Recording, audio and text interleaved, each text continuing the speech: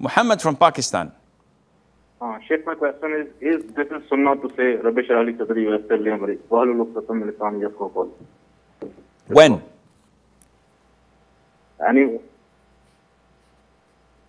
When, Akhi?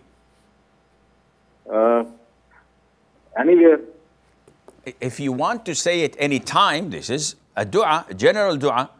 So I am about to do something or to say something or give a presentation.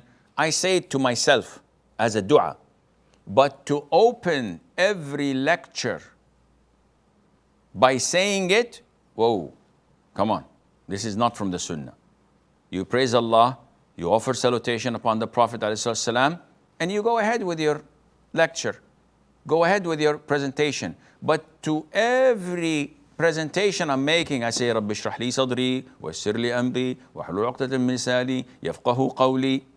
This is becoming an innovation because it is related to a specific time or a place or an occasion. But to say it all the time, to say it when I'm about to answer a test, for example, it's between me and Allah Azza wa Jal. No problem, this is dua.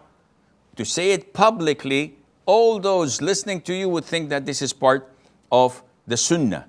So why did the Imam on Friday did not say it? Maybe he doesn't know the Sunnah. It's not a Sunnah. Yeah, but Sheikh so-and-so is doing it. Sheikh so-and-so is doing it. Yeah, this doesn't mean anything and Allah knows best.